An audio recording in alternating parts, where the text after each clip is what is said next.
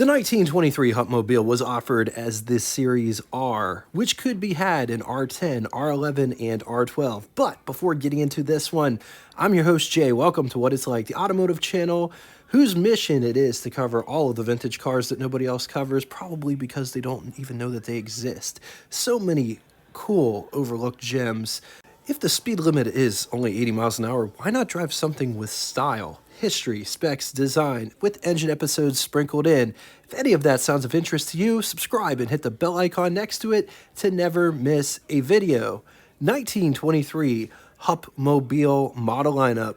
But before getting into all of that, for those that have never heard of Hupmobile, because if we're being honest, they are getting few and far between. The company was based in Detroit, Michigan, founded November 1st of 1908 by Robert Craig Hupp, oftentimes just referred to as Bobby Hupp. Bobby Hupp would work for Oldsmobile, Ford, and Regal before going out on his own. He partnered with Charles Hastings from Oldsmobile.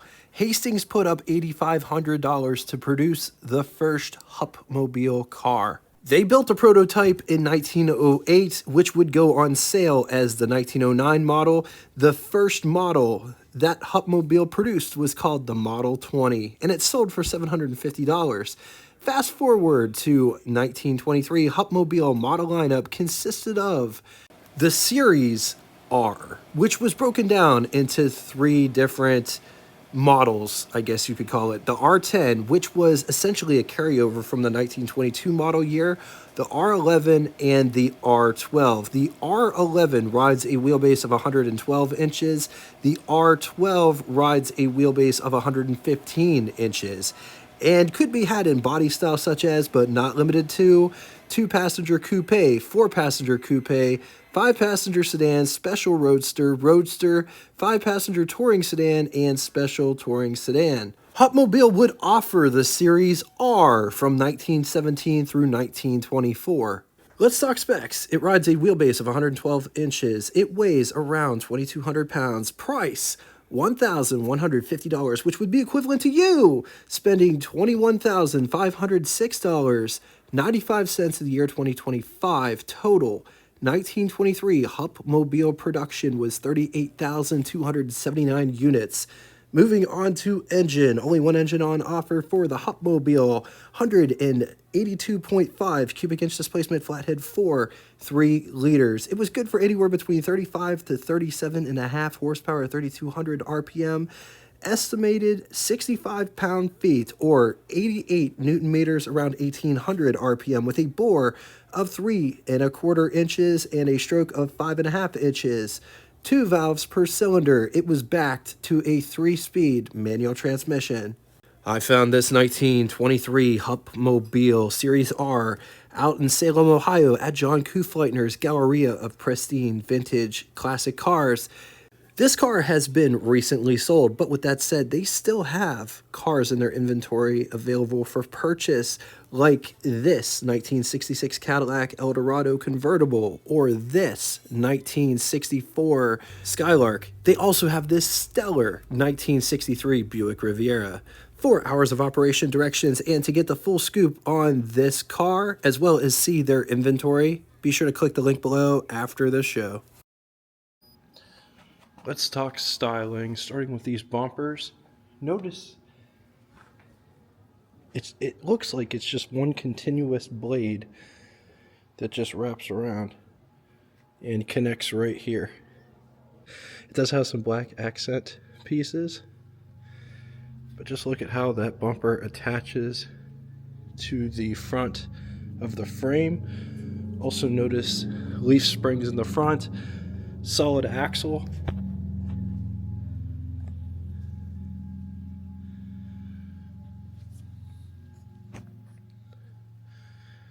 Also notice how everything is accessible over there. The fenders come down and then they protrude on the bottom.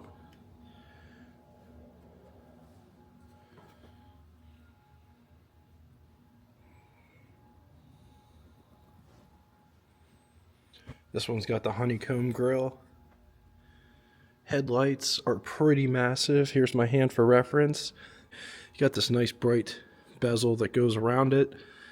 The headlights are mounted to this bar that goes in between the fenders for structural rigidity so the fenders don't flap while driving down the road.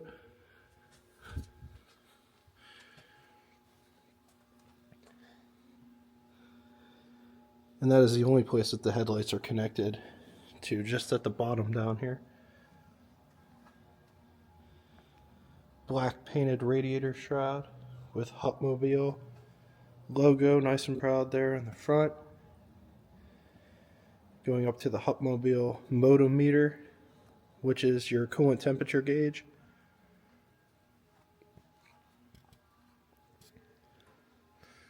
This car has a butterfly hood, hinge going back towards the split windshield. Notice the split windshield is split horizontally instead of vertically. It also has cowl lights back there.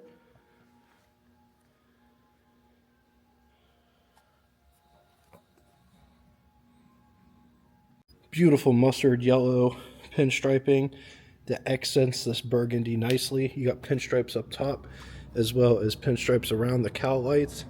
And then there's also louvers with more pinstripes at the bottom. Check out that fender profile, how it sweeps down into the running board. There is a step plate with Hupmobile.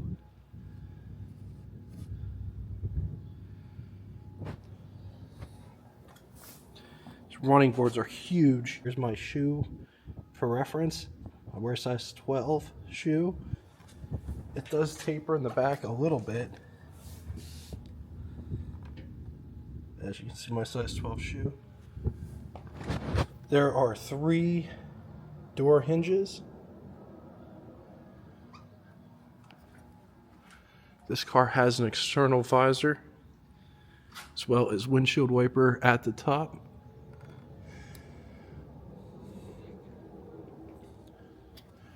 This car also has drip rails, which start in the front here and they go the whole way around. Actually, they stop back here. So they have more or less like a rain dam in the front and then continues down the side and then stops right here. Also notice this cab design, it's not curved. Instead, it has creases.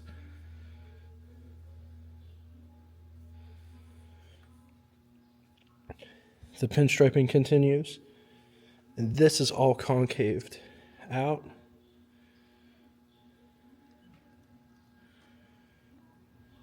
There's a lot of neat little body tricks on this design. The rear bumpers are a totally different design than the front bumpers, but they wrap around just like the front ones do. Full-size spare in the center there. Beautiful pinstriping in that wood spoke wheel with Hupmobile logo in the center cap. This car only has one brake light right above the license plate. Also take a gander at the rear leaf spring situation, how it goes all the way to the end.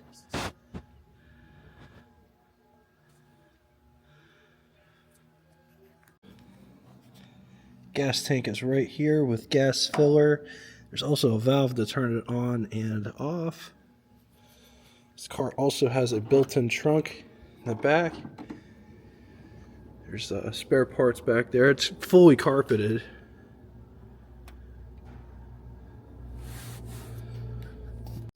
I love this line here, how the cowl tapers into the hood. Also this bit here. So when you step back, how this part curves down, it just looks really elegant. Pinstriping goes around the door handle. This door has a nice quality feel to it. It's not really heavy or light. Definitely feels like you're opening something though. Notice at the bottom of the door how it curves. Also notice how it tapers. Also, this part here is wood.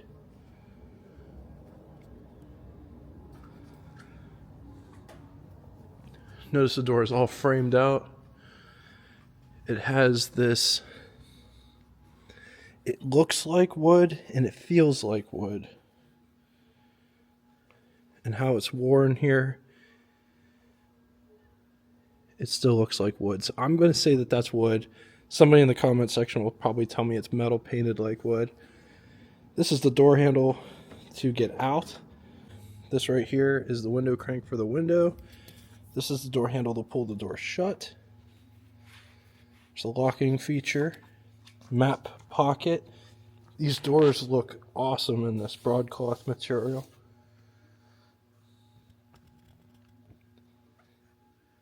Just take a gander at this interior real fast. There's a jump seat there to get in the back. There are curtains back there and lights. Nice curtain for the back. Another light. It's really nice in this cabin.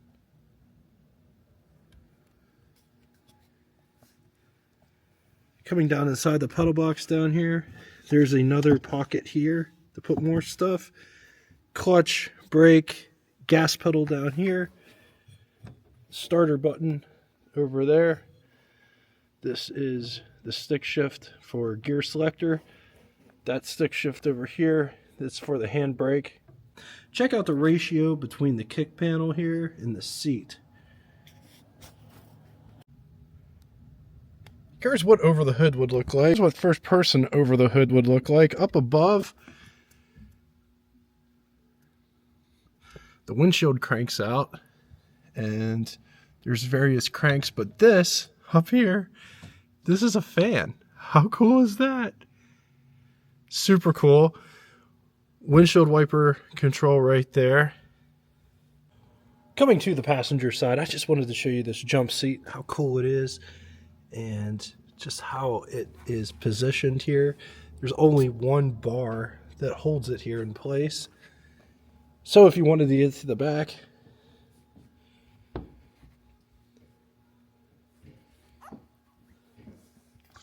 or before getting in the back, I want to show you a couple things.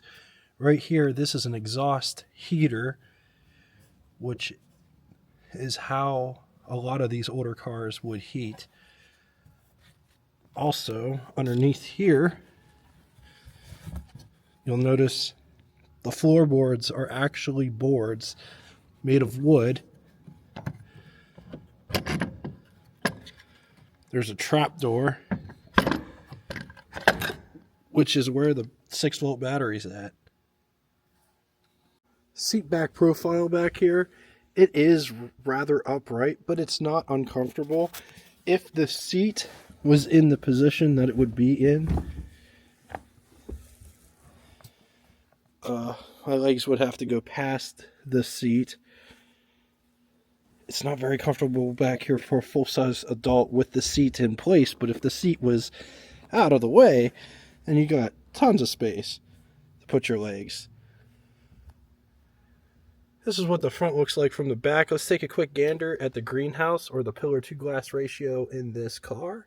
This is what visibility looks like out the back seat. This is what visibility looks like out the back window from the back seat. Look at this back seat situation. This back seat isn't a full back seat. It kind of stops. It goes a little bit further than where the driver's seat starts. But there's also a place to put stuff back here.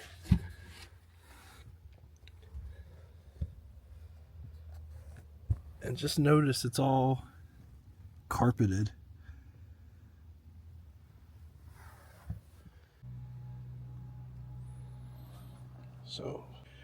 So we got a flathead 4. We're on the intake and exhaust side. There is a horn. Actually, a couple different versions of different horns. This one's got an updraft carburetor.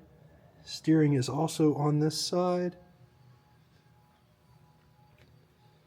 Distributors right up on top, mounted in the back.